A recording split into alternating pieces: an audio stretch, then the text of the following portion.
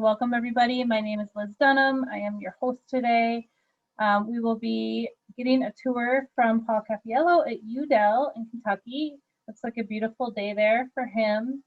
I just have a few announcements quickly before I introduce Paul. We do have a few micro meetings coming up after this one.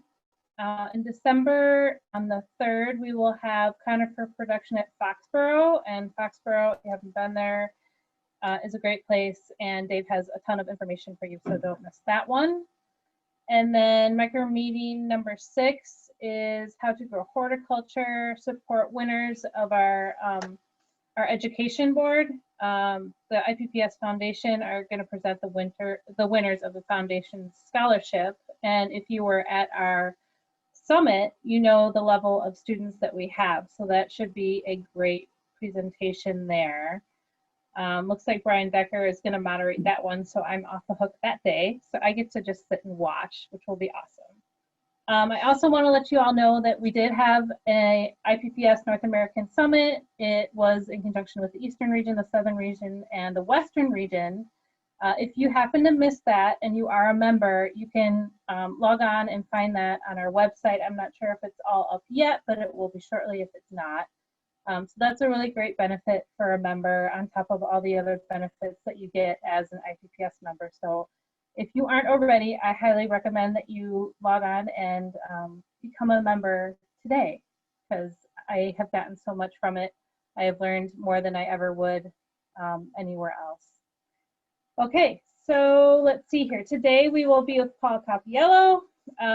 He is Executive Director at Yew Dell Botanical Garden in Crestwood, Kentucky. He's highly regarded as a teacher, researcher, writer, garden designer. Paul is known internationally for his work on selection and introduction, evaluation of new ornamental plants. He works a lot with dogwoods. I was working on dogwoods all day, so yay for dogwoods. He's also a great IPPS member. He's gotten our highest award, the Award of Merit. So thank you, Paul, for all of your work for IPPS. And I think that's pretty much all I need to say, besides he is Yew Dell's chief plant dweeb. So take it away, Paul. All right. Thanks, Liz. Appreciate it. Glad to have you all here. As Liz said, it's about 60 degrees, perfect day. And of course, the only work you do in the nursery, you only do on perfect days. It never rains in the nursery. It only rains between 2 and 4 in the morning on alternate Tuesdays. We're going to work on some seeds today. And this is going to be kind of a fun workshop. I've done this a few times. Even did it for an IPPS meeting when we were in Louisville. I've been an IPPS member, I think, since the late 1860s. It was right after the Civil War when IPPS formed. And I was on the board about half of that time with Liz and a bunch of other great folks. But we're going to do seed cleaning and processing. And we grow a lot of plants at Yew Dell. Sometimes a crop for us is one plant because we get our hands on one seed or one cutting, or we're just trying to duplicate a single plant that we have. The most we ever grow of anything is a few hundred. So we're not growing acres and acres and acres of a single crop. So most of our cutting processing, seed processing, grafting, whatever it is, we tend to do it at relatively modest numbers. So what we're going to focus on today is what I call the height of low-tech seed processing. So I've got a table here. Before I get started, Susan Lucas is our camera operator, best grip, gaff, and everything else in the film industry. She's working with me today and doing all the camera work, so thank you, Susan. And if you back up a little, Susan, you can show the high-tech table here with all of the very important tools and accoutrements for seed processing that we have here. And I'll go through a couple of things. This is really pretty straightforward, and you'll see most of it. Of course, you need your seed. We'll talk about that. You need the very, very important officially sanctioned seed collection bags. This is the one made by the Lay's company that was my lunch from yesterday. But we've got a blender, we've got a few buckets of water, a few screens of a few different sizes. But really, you don't need a whole lot that's very special to do a good job of cleaning seed in a small to modest scale. Most things you can find in your kitchen. In fact, my wife is probably at home trying to make dinner right now and probably finding out that some of her favorite knives and colanders and blenders are missing from the kitchen. But as long as your marriage can handle it, you can clean seed pretty nicely with some pretty low-tech things. So the first thing we're going to talk about, sometimes when I used to teach this at the University of Maine, I would dive right into how to clean and process seed. And then I would start getting questions from students along the lines of, well, what's the seed? And sometimes we get in a little too quickly.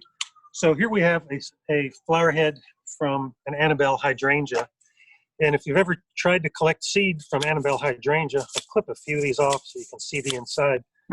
But what you see here, the flowers that you grow that people love on Annabelle's, those are sterile flowers. The fertile flowers, if you ever do have any, are buried in the center and they're tiny and barely visible. There's none on this one. Sometimes you can find fertile flowers on, there might be one right there. Sometimes you can find a fertile flower on an Annabelle. A lot of times you can't. But in comparison, I grabbed a flower head from one of our oak leaf hydrangeas. Again, these big ones, these are the sterile florets, but the ones in the center there, those are the capsules left behind from the pollinated fertile flowers. And so you can actually get seed. There's a viable seed right there, and you can just crunch that onto an index card or into an envelope or something. So the first thing is knowing when you've got seed. For a bonus, anybody wants to chat in, they know what this is from. This is, I'll give you a hint, this is a member of the Asteraceae family, but great little seed head for fall interest. But most of what you see is white fluff. The dark brown pieces, those are the actual seeds underneath. But most of what you see there, the light buff colored stuff, that's just the seed dispersal. Mm-hmm. So that catches the wind, off they go and float away. So again, sometimes you need to go to a manual to figure out exactly what the seed is or study up on the plant. For another bonus, and I hope Bill Barnes is out there. Here's one that our nursery manager, Jacob Stidham, picked up off the ground yesterday. You can chat in if you know what the name of this one is, but one of the weirdest fruiting structures that I know of, and I'll tell you at the end what it is. So let's see, what else? Some seeds are very easy. This is, I just plucked this one off a Formosa lily in our nursery. This is Lilium formosanum. Makes about an 8-foot white trumpet lily. But when these things dry, you can see this is just about ready to pop open. I mean, basically, that's it. All you have to do is shake those into an envelope. There's no cleaning required. There's about somewhere between 60 and 80 bazillion seeds in one of these structures. That's a technical quantity. I've counted them. And they germinate at like 80 to 90%. They're easy to grow. So really, there's no magic to cleaning and processing the seeds on something like that. You just wait until they turn brown, start to split open, you grab a few seeds, and often you grow them. A lot of times people ask how you know when a seed is mature, when a fruit is mature to collect the seed. There's a lot of different ways. If you had enough of a sample, you could actually continuously pull out seeds and weigh them. One way is when the seed stops gaining weight. A lot of times it's mature. But most often what we use is just color change when that fruiting structure starts to show its mature color, or in the case of these lilies, it starts to brown and dry and split. You know, Mother Nature's pretty good about telling you what she needs and what her seeds need. So those are the fairly easy ones. And then we get to the quirky ones, and we kind of specialize in quirky. So I'll go into a couple of those, and then we'll get to the whiz-bang stuff. This is Rhodia japonica fruit, lily of China or sacred lily. In fact, I've got a plant over here in a 2-gallon container, evergreen, herbaceous perennial, really easy to grow. There's really no easy way to process a large number of seeds. These are mature, and if you just take your trusty knife, you score that fruit then the seeds pop right out. Usually there's 1, 2, or 3. They look like little pearl onions. If you had to process 50,000 fruits and clean the seeds, my best wishes to you, because it's kind of a slow and murky process. There's probably a way to do it in big numbers, but I haven't figured it out. But they're really pretty easy. Now, if you look up information on germinating Rhodia seed, you get recommendations all over the map. When I first started growing this plant, I called a friend who said there's 3 options. You can collect them in the fall, you can clean them, you can put them in some moist sphagnum moss, put them in cold stratification for 3 months, and then set them out, pot them up and germinate, and they germinate in April. You can also clean the fruit, take the seeds, throw them in your desk drawer, ignore them for 5 years, pot them up, and they'll germinate in April. Or you can leave them on the plant all winter long, collect them in April, put them in a pot, and they will germinate. So the reason you see lots of different recommendations out there is there are a lot of different ways to handle Rhodia seed, but it's a fairly easy one to do in small numbers. Now we're going to go up the ladder a little bit. This is Magnolia grandiflora seed. These have been soaking for a little more than 24 hours. And I find soaking these things in water does 2 things. Number one, you can see the floaters. So if you remember back to your plant propagation class, generally when you have a floater, whether it's clean or not, you'll end up saying that it's an empty seed. So the first thing, by floating these in water, you can pluck these off right off the top and know that most of those are not viable seeds. They set seed, but they weren't properly fertilized or didn't properly develop. And so those are not going to be worth the time to clean. The ones on the bottom, however, are still there and they need to be cleaned. Now, the problem with magnolia seeds is they have a soft, fleshy coat. They have kind of a rubbery external seed coat, but the seed in the center that you want to clean to is a little bit delicate. And so you need to use a pretty delicate method for cleaning them. A lot of the big mechanical methods are too rough. They'll clean the seed, but they also destroy the seed. So it doesn't work very well. So what we do, and again, we're talking about numbers, a few hundred of each seed lot, so not a ton. My trusty joint compound bucket that you can't be without, my kitchen strainer. After they've been soaking for a while, and you can soak for 2 or 3 days and they're fine. Really, the only way to do it is this. The screen is not too difficult. It's not too hard on the fruit. These have been soaking, like I said, for a day. If you soak them for 2 or 3 days, it's a little easier. And you can see the way, as I'm squishing those, the seeds are popping out and it's leaving behind the skin and the pulp. And if you do that for a few minutes, you eventually end up with a bunch of clean seeds. Now, there's only about half or 1/3 of these that have been cleaned. But you can see it works pretty easily. Again, I wouldn't want to do 100,000 seeds this way. They get a little monotonous. Some people I know just take the fruit. If you're doing a small number, you just squeeze them and they pop right out. So that's like the ultra low tech for doing small numbers. You could probably use some mechanical methods that were pretty gentle if you soaked them for like I said, 2 or 3 extra days and really softened up that exterior, and you'd be able to do it without too much trouble and without too much damage to the seed. But with magnolias, you can't, but you shouldn't try to just plant these intact, because in anything in the magnolia seed, they have a seed germination inhibitor in the seed coat. So these things are just going to sit in the ground for probably 2 or 3 years before they decide it's time to germinate, before that germination inhibitor is kind of weathered away and eaten away. So clean them up gently. Don't worry, we got plenty of seeds. I'm throwing these away, but we'll get more. We'll have plenty to grow. Another one in a very important potato chip bag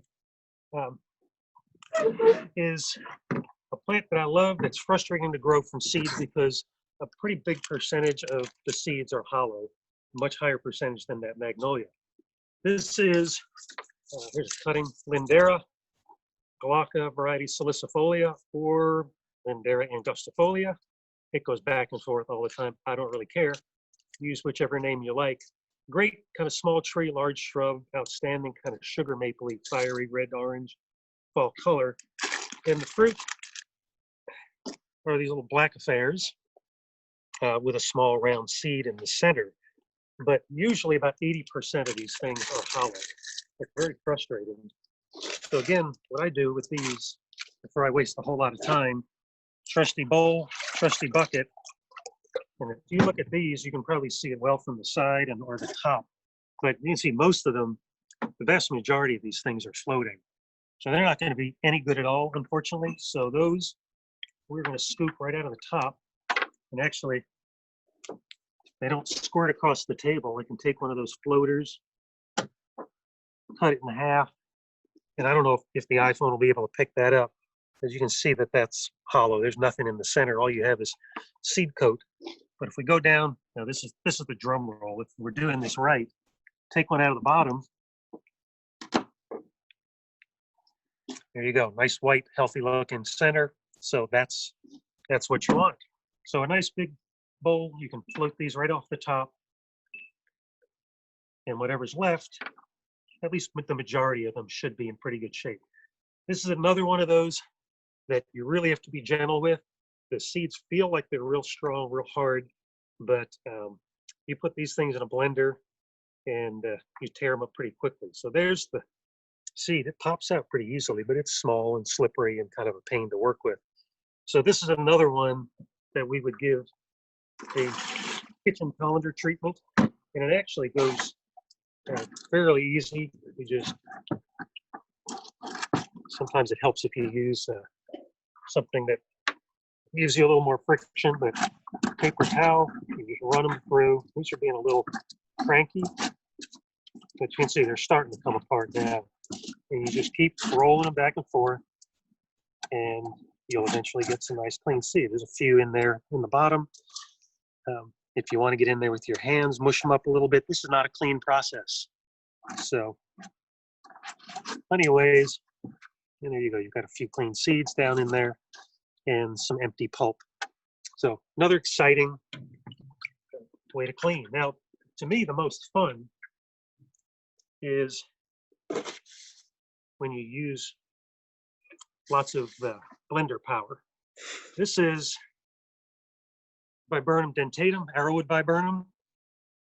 Viburnums are nice because they've got a fleshy outer covering and they've got a good hard seed, so they don't get damaged too much when you're cleaning them up.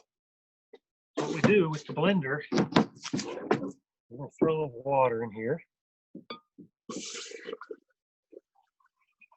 I won't need a whole lot. A little extra here to play with. Now, the critical thing in using the blender to clean the seeds, clean the fruit and seeds, is not so much how much water and how much fruit, it's putting the top on the blender. You do not want to forget that. And any Joe blender will work just fine. It's really not too hard on them. And we're going to do a few pulses here and there, let it kind of settle back down. And this takes a little bit of practice. Different species have different size seeds and are a little bit, some are more tolerant, some less. So you'll damage a few batches of seeds while you experiment. But these are pretty easy to work with. So like I said, this is arrowwood viburnum. So it doesn't look like much right now. So what we're going to do is pour most of that off. And you may have lost a few seeds in there, in here and there, but not too many. And basically the principle is most of the sound seeds are going to sink. Most of the junk you can keep in solution or you can keep in suspension. You just keep adding water and pouring off, and it gradually gets cleaner and cleaner. And it's like a game of chicken.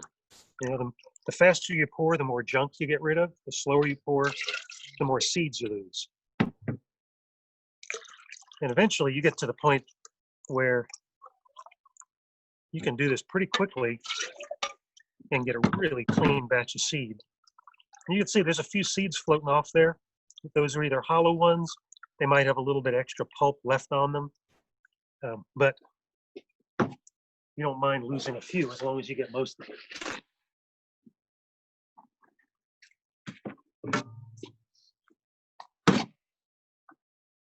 So really, I mean, it goes pretty fast. That's a nice clean batch of seed. You can see there's a little bit of pulp in there, but really not too much.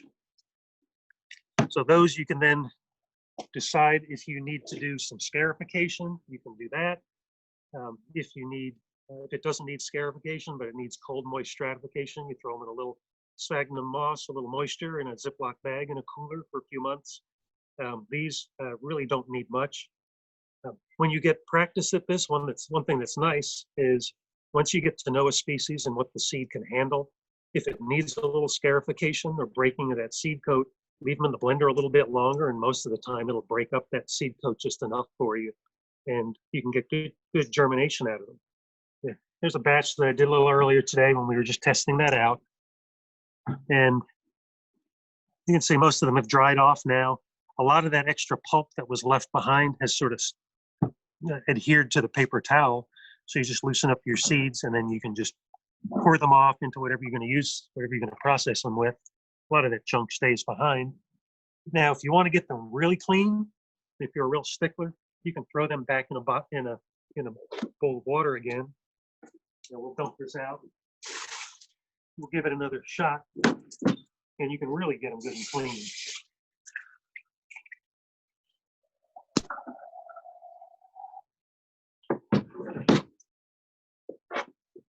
So just a little bit of extra water. Don't drop all the seeds on the floor. Throw them back in there. Pour them around. Again, the game of chicken, the faster you pour, the cleaner your seeds. So if you really want to do one extra batch of cleaning, I can't imagine needing seed any cleaner than that for small batch use. It works really pretty easily. So there's the Great Blender project. That works pretty easily. Again, I said you can use any blender for it. A few others that we've got floating around here. I'm sure everybody knows what this is.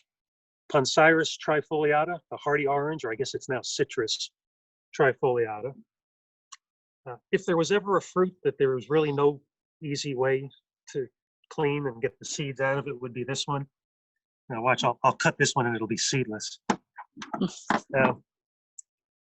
There's really no way to deal with this other than just squeeze a bunch of seeds and get your fingers in there, and it goes pretty fast, but it's kind of a mess. You can keep squeezing, get a few more out.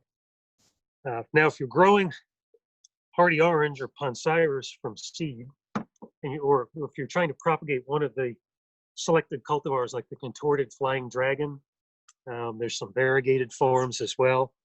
One of the cool things about Poncirus is that it is apomictic, which means it sets seed. Basically, when you grow seedlings, they're clones of the mother plant.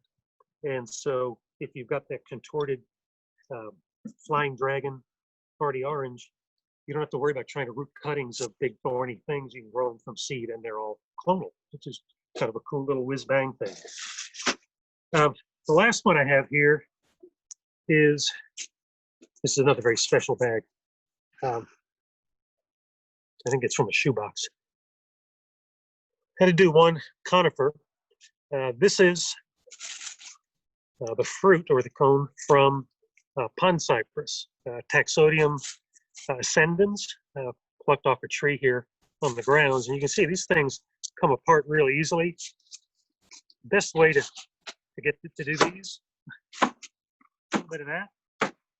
You want to do it in bigger numbers.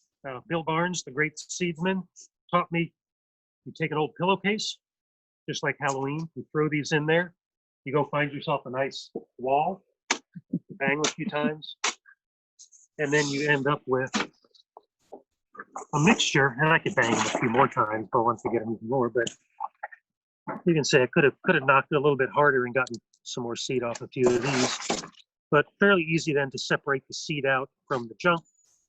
And you can do that with a series of different size screens, or you can just pick through them and pull the seeds out, and you'd be in pretty good shape. So that gives us a conifer, gives us a viburnum, gives us some perennials, gives us evergreen, gives us citrus, a little bit just about everything. Keep in mind that this is just cleaning seed. This has nothing to do with what seeds need to germinate. So your hydrangeas need nothing. You collect the seeds, sprinkle them on the surface of a potting mix, keep them moist, or put them under mist or what have you. They germinate without any cold requirement. They're pretty easy to do. Some other things might take multiple years, multiple cold, warm, moist stratifications. Others are just annoying. I've spent a lot of years working with Stewardia seed, and most of the Stewardia species, you collect the seed, you clean the seed, you put it in cold stratification, you take it out. The next spring, 5% of them germinate. The spring after that, 5% of them germinate. The spring after that, 5% of them germinate. And it's just a big patience game. We have a little structure that we use. I was going to walk you back there, but I may not walk you back there, make Susan trip over things with the camera. But it's a structure we call a seed coffin. And we use the seed coffin to stratify fruit seeds that require multiple sessions of cold, moist, and warm, moist treatment. So they just need simulation of several years of the seasons coming and going. So basically, it's a box with an open bottom with hardware cloth and window screen on the bottom. Kind of bury that half in the ground, and then a hinged lid with, again, hardware cloth and window screen on the top to keep weed seeds and varmints out, etc. And then we fill it about half with a good sterile bagged mix or something like that. And then we just line the seeds out and label the lines. And then every spring we go out, and whatever seedlings pop up in that row, we pluck the seedlings out, we pop them up, and then we just leave the rest of them there to be processed another season or two or 68, like Stewardia, if that's what they require. So it's an easy way. If you're like me and you try to do alternating cold and warm stratification treatments by putting them in Ziploc bags, putting them in the refrigerator, taking them out, putting them on the bookshelf, going back to the refrigerator. At some point in that process, you lose track of them, and then you end up with a bunch of moldy Ziploc bags laying around the house.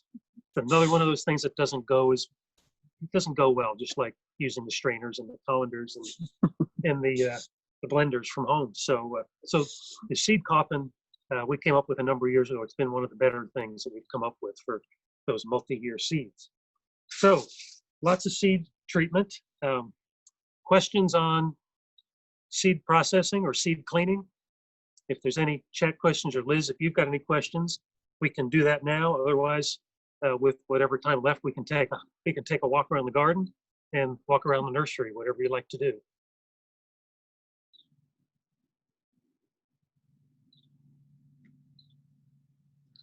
Liz, you're muted. Here we go. Now you can hear me okay. There you go. All right, so we have a few questions. Shelby asked, how well will you clean the magnolia seed prior to sowing beyond the several days of initial soaking? Do you sow and put outside in fall for, what is this, fluctuating temperatures, or put in a cooler for stratification? All right, I'm going to give you, on magnolias, I'm going to give you two answers. So the textbook way to do it is to clean the seed. And Shelby, every seed we clean, we clean perfectly. We never leave any foreign material at all. And I'm sure that's the way you do it too. But most people would clean those seeds, get all the pulp off of them, take some fresh sphagnum moss, pack them, and throw them in the refrigerator for 3 months, 3 or 4 months, and then sow them to germinate them in pots or something like that. Works fairly well. When I was at the University of Maine, I had an elderly nurseryman friend who was a great gardener, and had been growing magnolias from seed and crossing magnolias for longer than I had been alive, probably twice as long as I'd been alive. The way he taught me to do it is, first you get on the tractor and you drive down to the bog and you collect fresh sphagnum out of the bog, because that's the best stuff in the world for stratifying seeds. Then you come back up to the kitchen, you clean the seeds, and you take a sandwich, one of those low square sandwich like Rubbermaid containers or whatever, sandwich containers. You pack moist, fresh sphagnum in the bottom of it. You lay the seeds on top. You put another layer of sphagnum over the top. You put the lid on, put it in the refrigerator. And then when the 3 months are up, you don't sow those seeds. You take the seeds out, you put them on top of the refrigerator where you're pre-germinating your tomato seeds in paper towels. And you leave them there for about 2 or 3 weeks until they look like bean sprouts. And then you take them and pot them up. Now, I'm not sure I would recommend that on a commercial scale, but I've never known anyone to have better success with seeds than Roger Luce, and that's what I learned from him. Perfect. I guess it depends on how big your refrigerator is, right? Yeah, How many exactly. can you get on the top there? And the cats might eat them, right, Shelby? Yeah. Michael Bone has a question. In the blender, do you dull the blades or tape them to keep them from cutting the seed? Great question, and I forgot to go over that. Most of the viburnums are fine with bare metal blades as long as you don't overdo the blending and as long as you get enough water in. If you don't have enough water in, you can end up chopping more of the seed up. But a good option is to, if you've got a little more gentle seed, I don't know if I can do it on this one. There it comes. You can take the bottom off of these things. Yeah, it's not going to be cooperative. I'll knock it out later without cutting my hand. But you can actually take this out of the bottom, and you can either wrap the blades in duct tape or electrical tape. I've even done take a piece of like Tygon lab tubing, rubber tubing, cut a piece, put it over the blades, and then do the blender treatment. And when you do that, you can abuse the seeds a lot more that way. So that's another option. So thanks for bringing that up. I forgot to mention that. Very cool. Patrick Peterson asked, what is your favorite species of Stewardia? Oh, come on. My favorite species of Stewardia. That's not fair. Can I do two? Yes. Being in Kentucky for the last 20 years, I would have to say Stewardia ovata. It's just a ridiculous cool plant to come upon in the woods. I think my all-time favorite, though, as a garden plant is just straight Pseudocamellia. The combination of fall color and blooms, tough one to beat. Great. Good stuff. One more question. Fred Townsend said, how do you clean sorbus? Mountain ash, please. How do you clean sorbus? It's been a long time since I've cleaned sorbus. You can tell I'm living in the South. Sorbus, I would think you could get away with blender treatment with sorbus. It's pretty tough outer coating on that fruit, but I would just be guessing, Fred. I'm not sure. That's probably where I would start. If that damaged the seeds too much, you could go with the wrapped blades, but that would be my go-to. You know, a lot of times it depends on how much seed you have to work with. You know, somebody gives you a handful of seed of something, you know it's the only handful you're going to see for the next 20 years.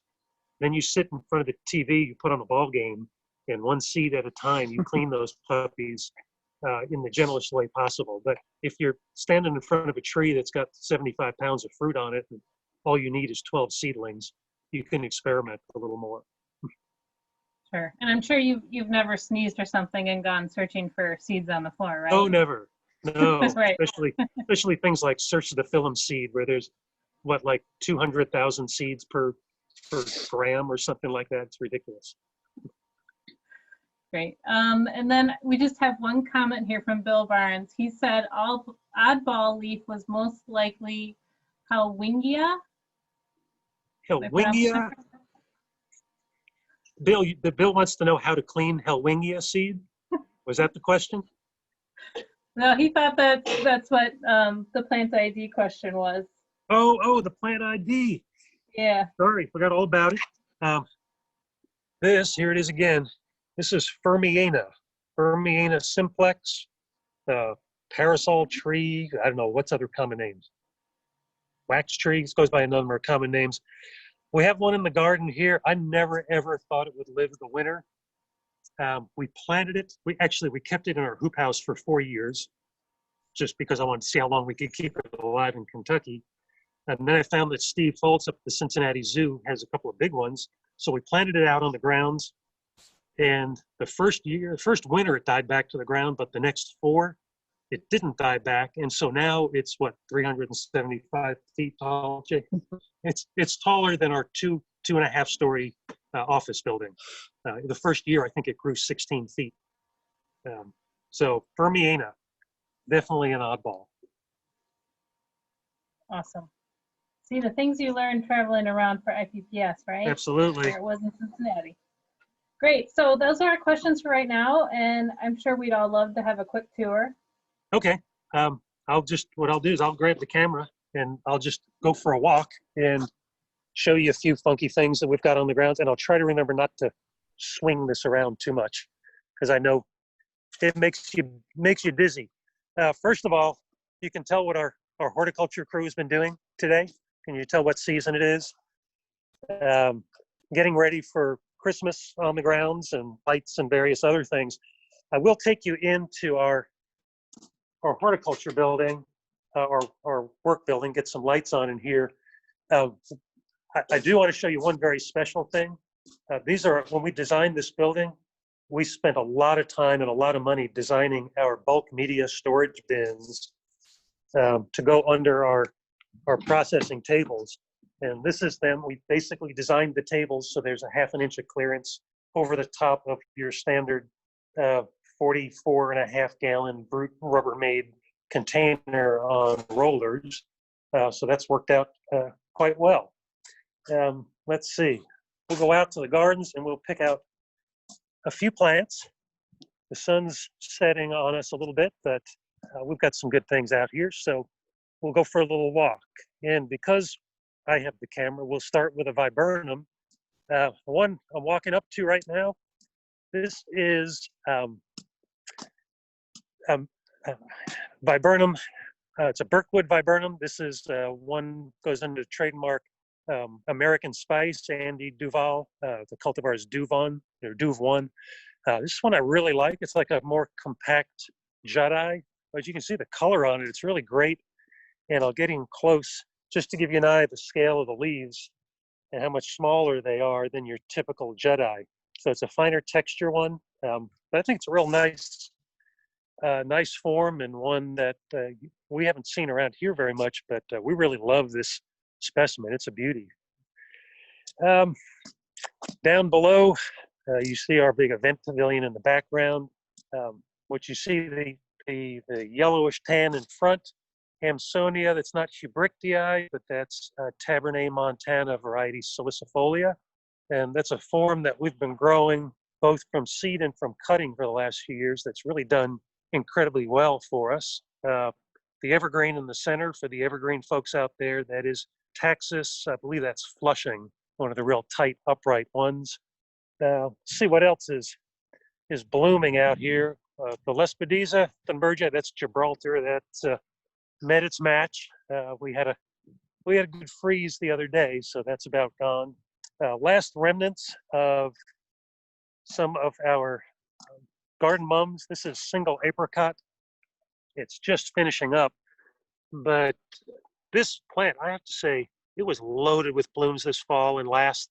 It is our very best late season pollinator plant. This thing absolutely hums with pollinators in October. The last bit of light here on our Calicanthus. This is Calicanthus floridus, but this is Rich Hesseline's burgundy spice, the purple leaf form. There's a couple of burgundy leaves left. It actually holds its color for us really well through the summer, but now that we're in fall, it'll go into yellow fall color. But that's one we really like and have had a lot of fun with. A few other things that are finishing up. Vernonia lettermanii is about done and done its thing. Let's see. I'll take you back to the nursery behind the building and we'll show you the seed coffin.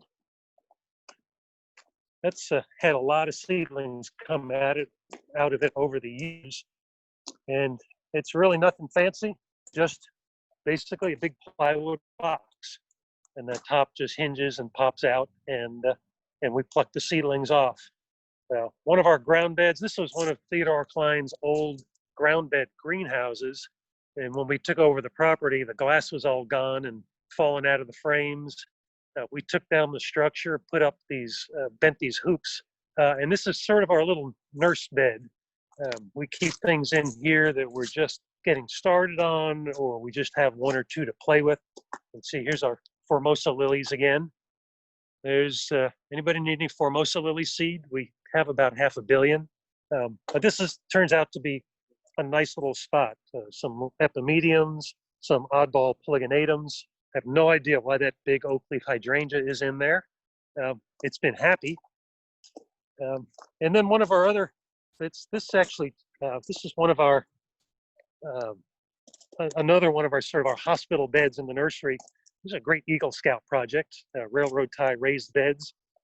And we use these, again, for things that we just need to heal in or that need a little bit more TLC. I know all of you, your nurseries, you never lose track of that one little plant. I know you guys are better than us, but we sometimes, we just have one of something, we kind of lose track of it. And so having these little raised beds is perfect for just keeping track of things. I'm also right across the path from our new herbaceous evaluation garden. So I'm going to show you what we've been doing there. Things are about finished flowering, but we've got about 25 cultivars of Nephofia in here, about 30 or so penstemons, veronicas. But one of the ones that have been fabulous for us are these, the Evercolor sedges. This is Everillo, the bright gold one. There's Everest, which is the green and white one. Ron Strasko sent me these plugs for evaluation this spring, and they've done really well. There's Evertime. It's green with just a little hint of a yellow edge to each of the blades. And I think the other three are on this side. Everlight, real bright, not as robust a grower, much finer texture.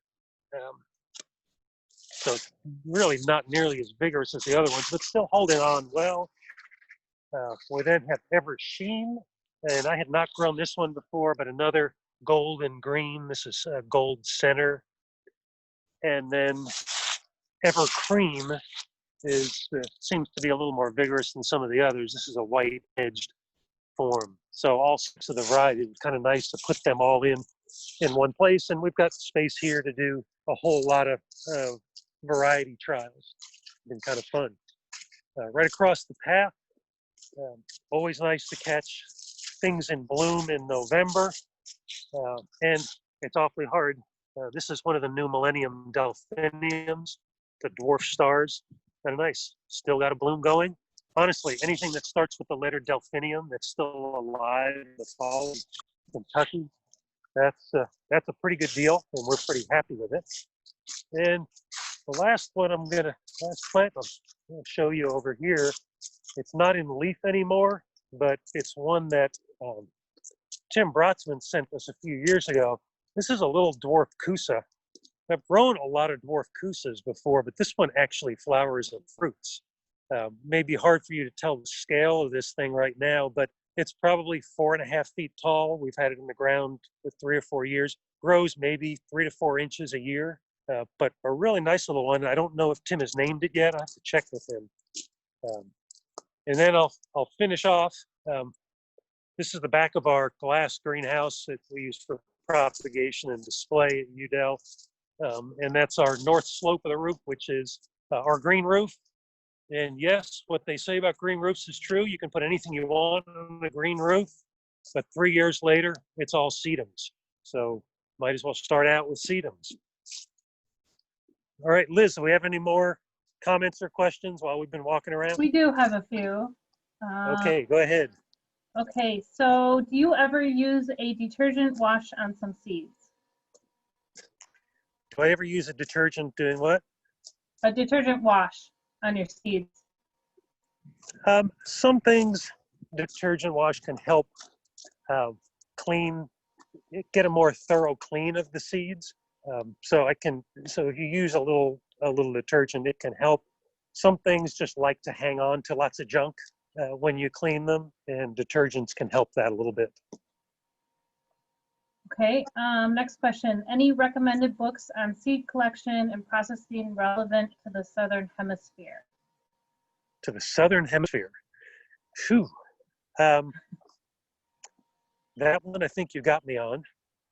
Maybe Bill Barnes is still on the call, and he might know. You know, my manual, my go-to for woodies in North America, obviously, is the USDA Woody Plant Seed Manual. Everybody should have one, even if you only look at it 4 times in your life.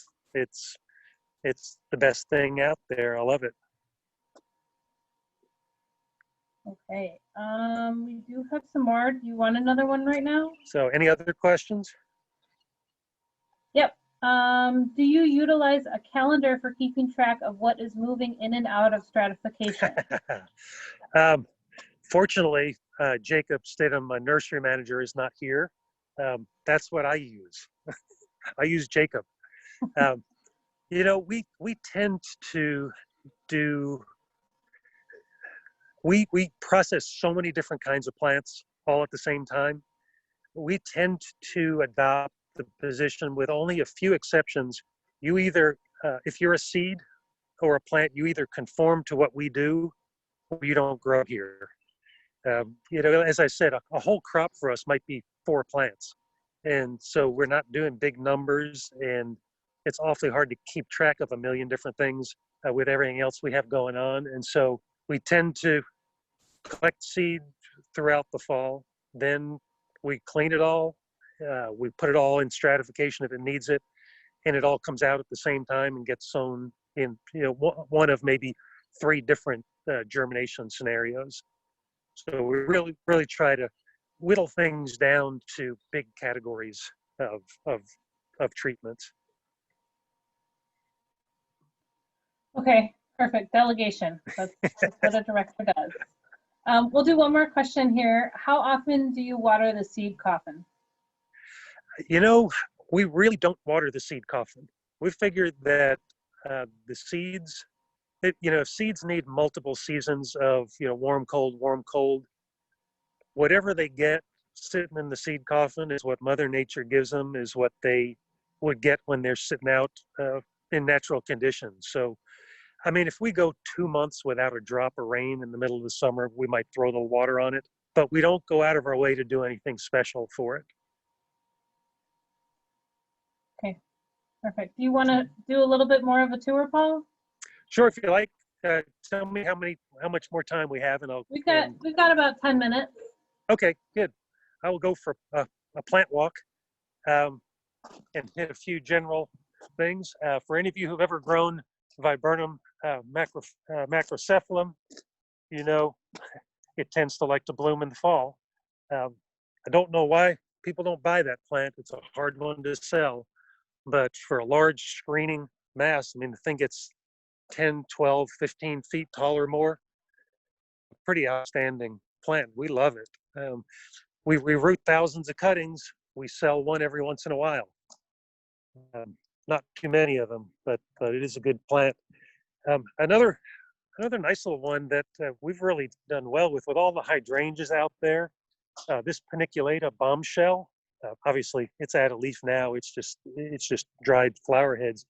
But for a really nice compact one, it's done really well for us. We've been very, very pleased with it. And in the compact, fine texture plant category, right across the path, this is Tiny Wine Carpus. Still holding on to nice color, but you can see the scale of the leaves. Really small, good color. We most of the Carpus we tend to cut to the ground every other year. We don't do it every year. We just find that every other gives us a pretty good plant and works quite well. So abelias, you know, you can't kill them. They just grow like crazy. I think that's confetti. And I'll walk up the path here to a few others. We should do this as a quiz, Liz. You know, that would be much better.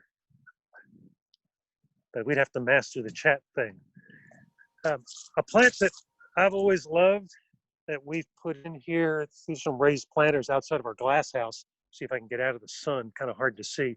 This is Carpinus Betulis pendula, the weeping European hornbeam. The whole idea, I'll give you a pan here. The whole idea of this, there are these 3 big corten raised planters.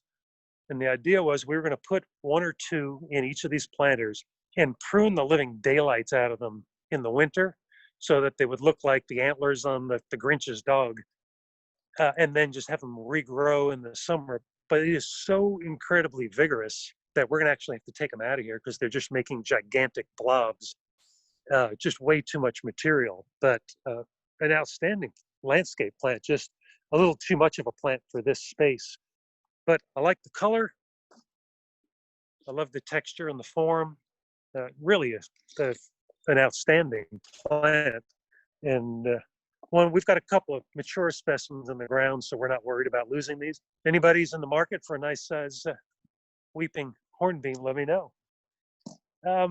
Let's see, what else over here in one of our raised beds where we do some of our rock garden and scree things.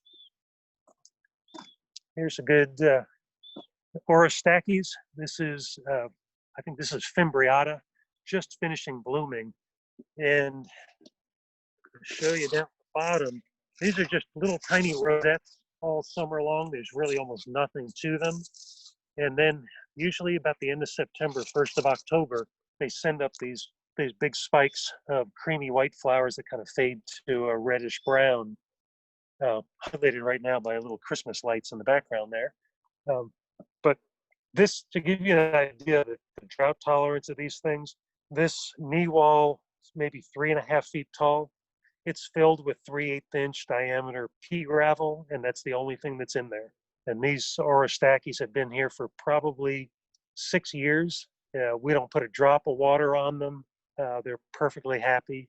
And we've actually even used them in our green roofs and they've done quite well there. Let's see what else. We'll look at a couple other oddballs here, just because they still have leaves. We're about past leaf season right now. You can see it in the corner of the building there. The oak leaves are in nice colors, still have some foliage on them. But this one, here's a close-up. Here's another quiz plant. This is kind of a fun one. This is a botanic garden plant. You don't see this sold very much. I'll back up a little bit. But this is Cycloprodia semi-Decidua. And it's a plant that's really not supposed to be reliably cold hardy here, but it's got great quality foliage, has done well. It's been here for, I think we planted this in 2005, so it's been here a long time. Semi-evergreen, so the foliage holds on well. You can see some of it's coloring up now, but my measure is, you look at the gloss of that green, if any plant can hold like that into November in Kentucky, that's a good plant for me. So it doesn't have much in the way of flowers. It's not really showy fruit, but really good foliage, small tree, and one that has done extremely well for us and surprisingly well. And then can I ask you a question while you walk around? Sure. Okay, for lightweight seeds with pappus, what are more recommendations for cleaning? For lightweight seeds, Jacob, our nursery manager, was just cleaning seeds of Talinum, the little wispy little annual with tiny little seeds. And the way he cleaned them, because you've got a very lightweight seed, and then you've got lots of frass in there as well, or not frass, but wispy garbage that you need to get rid of. Basically, just set up out in the grounds, poured them out of an envelope into a bucket, and blew through them. You can use a fan just to blow that stuff away. That works really easily with a lot of seed for getting rid of extra organic matter on real light wispy things. What you see in the distance there, that bright light, that is coral Opsis, spring gold, or gold spring. Sometimes I get the name backwards. That's a coral Opsis spicada. That's been a fantastic plant for us. Easy to root, easy to propagate. nice chartreuse foliage through the spring and most of the summer for a lightly shaded spot. And one of the reasons I brought you back here was one of my favorite shade plants that you rarely see. This is Disperopsis, Disperopsis pernii, most likely. There's a bunch of Disperopsis out there. Evergreen Solomon seal. This is evergreen for us down to about 10 degrees above zero. Once you get down to single digits, you tend to lose the foliage, but it comes back beautifully the next spring. This thing is a propagator's dream. The clump you're looking at here, it's probably 3.5 feet across. There's probably, if you dug this up, there's probably 50 plants there that you could divide into quart pots or something. It multiplies nicely, but it doesn't spread too aggressively. That's been a really good one for us, propagation-wise and in getting out to people. Works quite well. And now you're in our secret garden, which is hellebores, ferns, hardy gingers, sarums, hexastylus, whichever you like.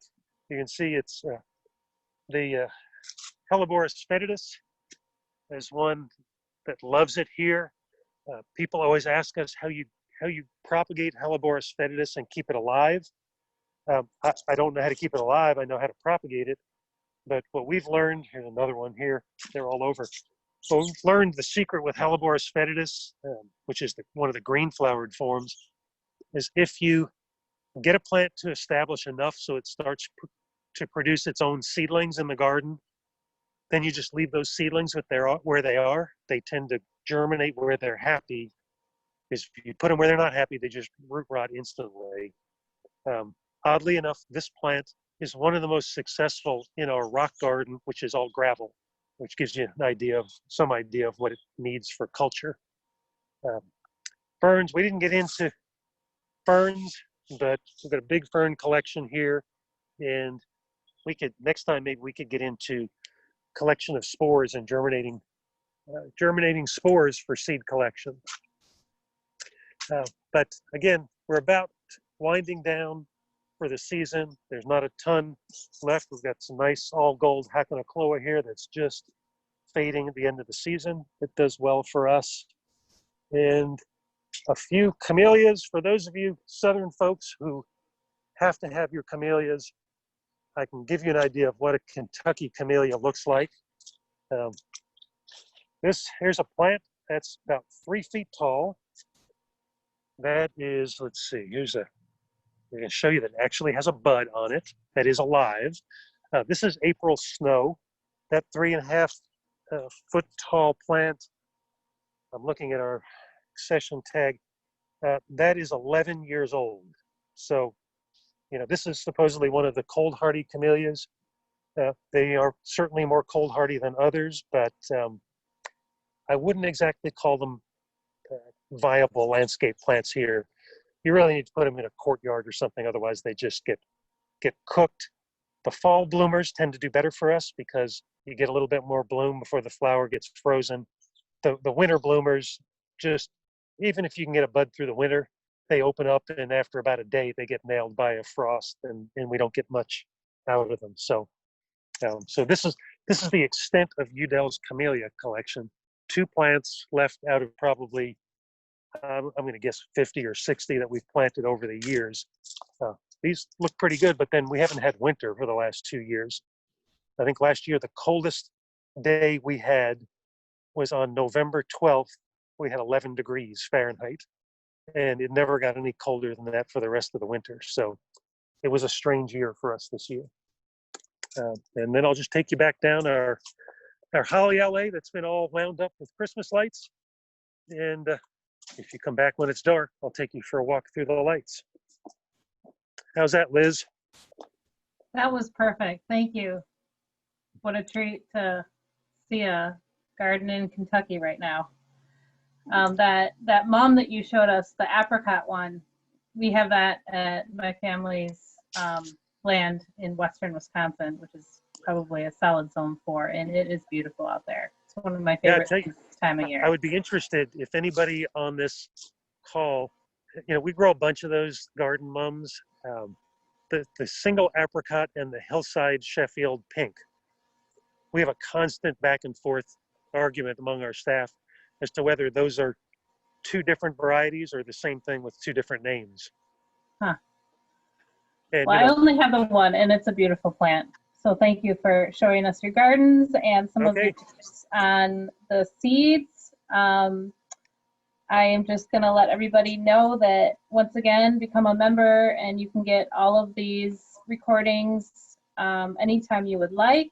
If you're a student, you can get a free membership, and you can get some money usually to come to our conferences should we actually have one in person again. And thank you, Paul, for showing us around once again and all your work you've done with IPPS.